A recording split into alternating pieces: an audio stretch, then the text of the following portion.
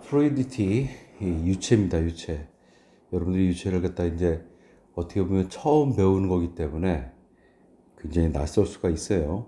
그 전까지 피직스 2에서 나왔던 것들인데 역시 어떻게 하다 보니까 이번에 5월달 시험부터는 8대 단원으로 나오고 시험 비중이 10에서 15%로 적지가 않아요.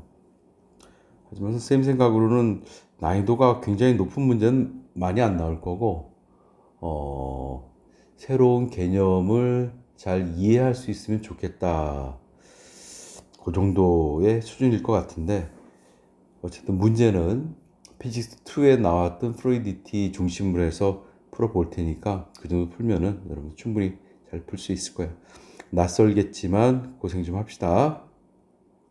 자, 일단 실라버스 중심으로 해서 설명을 오늘 할 거예요. 맨 첫 번째 여러분들이 배워야 될 것이 뭐냐면은 이 플루이드가 도대체 뭔지, 유체라고 얘기하는 플루이드가 뭔지, 플루이드의 디피니션에 대해서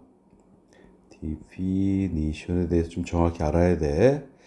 그래서 여기서 솔리드라든지 리퀴드라든지 가스의 특징을 구분해 주고, 분자나 원자들 사이에 상호관계가 뭐가 있는지에 대해서 알아보자. 솔리드라는 것은 규칙적인 모양대로 배치가 되어 있거나 아니면 고정된 위치에서 진동만 하는 원자들의 집합을 솔리드라고 얘기해줘요. 리퀴드, 가스 같은 경우 디퓨전이 일어날 수 있어요. 확산이 일어날 수 있어요. 위치가 바뀔 수 있다는 거야. 그렇기 때문에 이 리퀴드나 가스를 우리가 보통 플루이드라고 얘기를 해줍니다. 그래서 플루이드라는 것은 픽스드 쉐이프를 가지고 있지 않다. 모양이 바뀔 수 있다. 액체나 기체가 가지고 있는 고유한 특징이 그렇게 되겠지. 그리고 여기서 density라는 것에 대한 정의가 맨 처음에 언급이 된 density는 밀도예요, 밀도. density, 밀도입니다. 볼륨당 얼마만한 질량을 가지고 있냐. 이 density는요, 이것은 물질이 가지고 있는 고유한 성질이야. 물론 이 볼륨이라는 부분이 온도에 따라서 바뀔 수 있어요. 그래서 우리가 밀도를 얘기할 때는 항상 0도씨 일기압 상태에서의 밀도라든지 25도씨 일기압 상태에서 밀도라든지 이렇게 온도가 언급이 돼야 되긴 하지만 그래도 같은 온도에서는 각 물질, 쇠면 쇠, 구리면 구리, 뭐 소금면 소금 이런 각각의 물질들은 고유한 밀도를 가지게 됩니다. 물도 마찬가지, 기름도 마찬가지 고유한 밀도를 가지게 됩니다. 이 밀도 개념 굉장히 중요하니까 정확히 알아두시고요. 또 아이디얼한 플루이드, 이상적인 유체라는 것은 incomprehensive. 그러니까 이거는 수축되지 않다니 압력이 가해져도 부피가 변화가 없어야 돼요. 사실상 그렇진 않아. 기체 같은 경우는 뭐 압축이 가해지면은 부피가 바뀌죠. 그리고 액체 같은 경우도 적은 양이지만 볼륨의 변화가 있을 수 있습니다. 하지만 이상기체는 볼륨의 변화가 없고 비스코시티, 끈적거림이 없어요. 점성이 없어야 돼요. 이 점성이라는 거는 물이 흐를 때, 관 속에 물이 흐를 때 점성이 있으면은 이 벽면하고의 접촉력 때문에 이 와류가 생겨요. 이렇게 와류가 이렇게 소용돌이가 생기게 되는데 볼텍스라고 하지. 이런 볼텍스가 생기면 이건 플루이드가 아니야. 깔끔하게 어떤 관내에서 흐를 때는 어떤 부위든지 똑같은 속도와 방향을 가지고 흘러야 되고 중간에 버블 같은 것들이 생겨가지고 끊어짐이 없어야 돼요. 이것이 유체의 특징이 됩니다. 아시겠죠? 끊어짐이 없어야 되고 그 다음에 여기서 말하는 비스코시티는 선생님이 드랙폴스 할 때 말하는 비스코시티랑 조금 달라요. 그래서 요 끈적거림이 없어야 된다. 와류가 생기지 않아야 된다. 흘러가는 관에 접촉면하고 이런 마찰이 있으면 안 된다. 요 노 프릭션이야. 노 프릭션. 그것이 바로 이상적인 플루이드가 됩니다. 아시겠죠? 그리고 두 번째는 이제 본격적으로 이제 압력에 대해서 언급이 됩니다. 두 번째 챕터에서는. 그래서 이 압력이라는 것은 단위 면적당 가해지는 힘의 세기를 압력이라고 얘기해줘요. 단위 면적당 가해지는 힘의 세기를 압력이라고 얘기해줍니다. 그래서 우리가 어떤 주사기 같은 게 있을 때 여기 주사기에 어떤 한 면을 갖다가 힘 F를 주고 이 면의 넓이를 A라고 해주면 여기에 걸리는 압력은 이렇게 수직으로 작용되는 힘 나누기 단면적 이렇게 되는데 이 수직으로 나눠지는 힘 같은 경우에는 여러분들이 별도로 고려해야 될 문제들은 거의 없어요. 대부분 수직으로 가해지는 힘으로 표현됩니다. 공기가 됐든지 바람이 됐든지 심지어는 사람이 눌러주더라도 수직으로 눌러주는 힘에 대해서 여러분들이 고려를 해주면 돼요. 그래서 요 공식 꼭 기억해두자. 단위가 어떻게 되겠어? 압력의 단위는 파스칼이라는 아저씨가 많이 정리하게 파스칼이라는 단위를 쓰고요. 요것은 뉴턴 퍼 메타의 제곱의 줄임말이 됩니다. 파스칼이라고 불러주고요. 파스칼이라고 불러주고 이것은 뉴턴 퍼 메타의 제곱이라는 SI 단위를 가지게 됩니다. 알겠죠? 그리고 이것은 방향성이 없어요. 압력은 요쪽, 전체적으로 다 접촉하고 있는 모든 부분에서 압력이 만들어질 수 있기 때문에 스칼라형이에요. 벡터량이 아닙니다. 방향성을 가지고 있지 않아요. 오케이. 그 다음에 요 유체 속에서의 압력에 대한 언급이 나오는데 이건 선생님이 수업 시간에도 좀 자세하게 얘기했지만 이거 보자. 우리가 물통이 있고 물이 이렇게 잠겨져 있을 때는 많은 물이 이 바닥에 압력을 가하게 될 거야. 그래서 이 가해주는 압력의 크기는 요 유체, 이게 물이라면 물의 밀도 혹은 기름이라면 기름의 밀도 로에다가 그 다음에 GH 이렇게 구해집니다. 이게 바로 바닥면에 가해지는 요 H는 높이가 될 것이고요. 보면 요 무게라고 생각해 주면 되겠지. 자, 무게는 힘이야. 그럼 힘의 값은 어떻게 될까? 요 안에 들어가 있는 유체, 물이라면 물의 무게에 해당되는 힘이 즉 F 웨이트가 바닥에 작용할 거고 이 F 웨이트를 A라는 면적으로 나눠주면 이게 바닥에 작용되는 압력이 될 거예요. 그렇죠?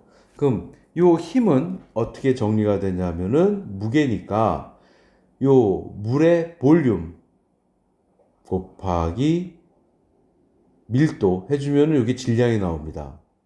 밀도 아까 볼륨 퍼 질량이라고 그랬기 때문에 요게 그 밀도를 곱해주면은 질량이 나와요. 질량이 나오고 난 다음에 중력가속도 G를 곱해주면 요게 바로 뭐겠어? 요게 바로 무게가 됩니다. 알겠죠?